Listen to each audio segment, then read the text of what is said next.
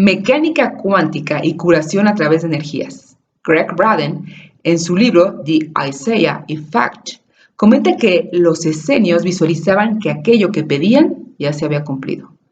Una técnica calcada de la que hoy se utiliza en el deporte de alta competición, sin ir más lejos. Seguramente muchos hemos visto en los campeonatos de atletismo cómo los saltadores de altura o pértiga realizan ejercicios de simulación del salto. Interiormente se visualizan a sí mismos, ni más ni menos que realizando la proeza. Esta técnica procede del ámbito de la psicología deportiva, que ha desarrollado técnicas a su vez recogidas del acervo de las filosofías orientales. La mayor parte de la gente desconoce que la mecánica cuántica, es decir, el modelo teórico y práctico dominante hoy día en el ámbito de la ciencia, ha demostrado la interrelación entre el pensamiento y la realidad, que cuando creemos que podemos, en realidad podemos. Sorprendentes experimentos en los laboratorios más adelantados del mundo corroboran esta creencia. El estudio sobre el cerebro ha avanzado mucho en las últimas décadas mediante las tomografías. Conectando electrodos a este órgano, se determina dónde se produce cada una de las actividades de la mente. La fórmula es bien sencilla.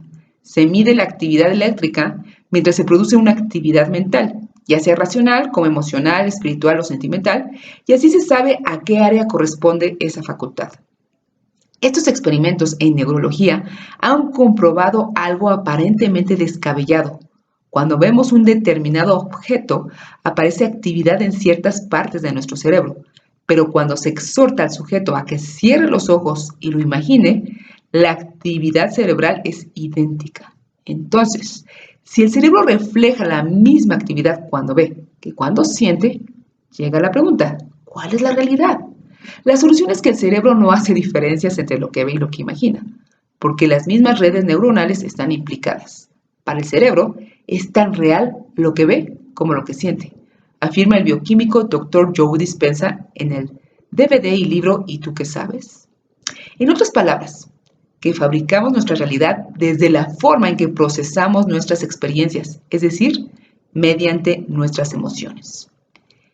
En un pequeño órgano llamado hipotálamo se fabrican las respuestas emocionales. Allí, en nuestro cerebro, se encuentra la mayor farmacia que existe, donde se crean unas partículas llamadas péptidos, pequeñas secuencias de aminoácidos que combinadas crean las neurohormonas o neuropéptidos. Ellas son las responsables de las emociones que sentimos diariamente. Según John Hagelin, profesor de física y director del Instituto para la Ciencia, la Tecnología y la Política Pública de la Universidad Maharishi, dedicado al desarrollo de teorías del campo unificado cuántico, hay química para la rabia, para la felicidad, para el sufrimiento, la envidia. En el momento en que sentimos una determinada emoción, el hipotálamo descarga esos péptidos, liberándolos a través de la glándula pituitaria hasta la sangre, que conectará con las células que tienen esos receptores en el exterior. El cerebro actúa como una tormenta que descarga los pensamientos a través de la fisura sináptica. Nadie ha visto nunca un pensamiento, ni siquiera en los más avanzados laboratorios, pero lo que sí se ve es la tormenta eléctrica que provoca cada mentalismo, conectando las neuronas a través de las fisuras sinápticas. Cada célula tiene miles de receptores rodeando su superficie, como abriéndose a esas experiencias emocionales. La doctora Candace Pert, poseedora de patentes sobre péptidos modificados y profesora de la Universidad de Medicina de Georgetown, lo explica así.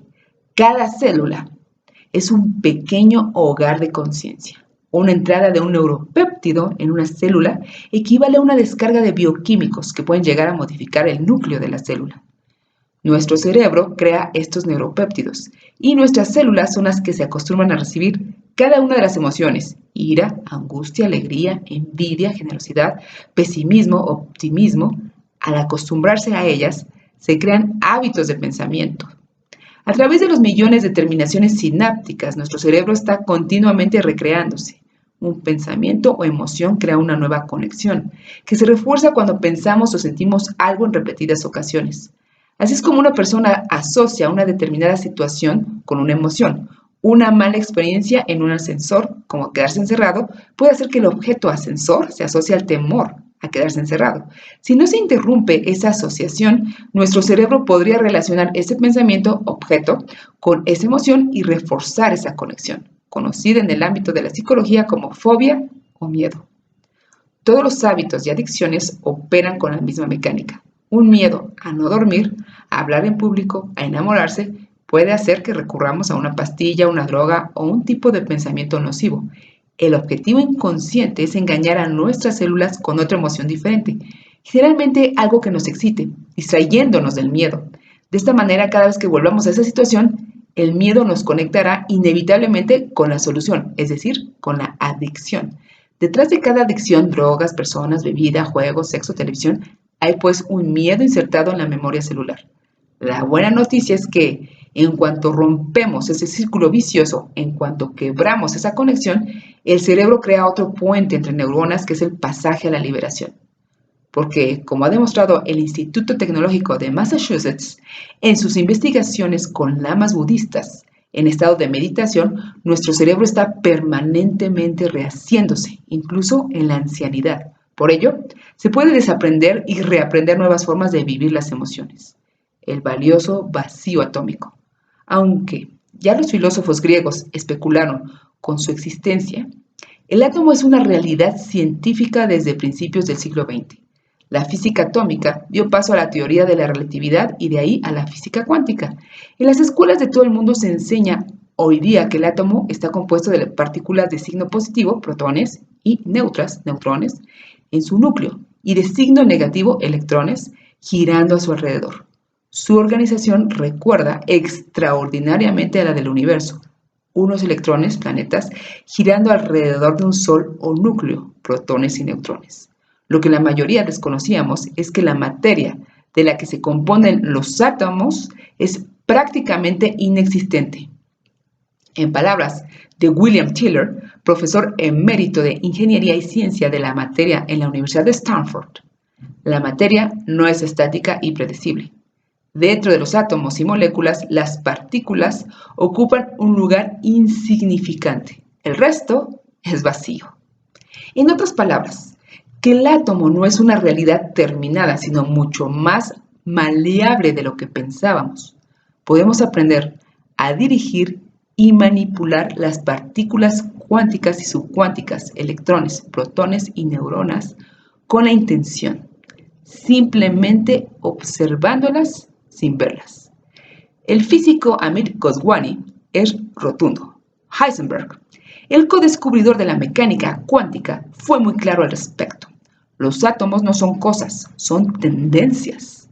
Así que en lugar de pensar en átomos como cosas, tienes que pensar en posibilidades, posibilidades de la conciencia. La física cuántica solo calcula posibilidades, así que la pregunta viene rápidamente a nuestras mentes. ¿Quién elige de entre esas posibilidades para que se produzca mi experiencia actual? La respuesta de la física cuántica es rotunda. La conciencia está envuelta. El observador no puede ser ignorado.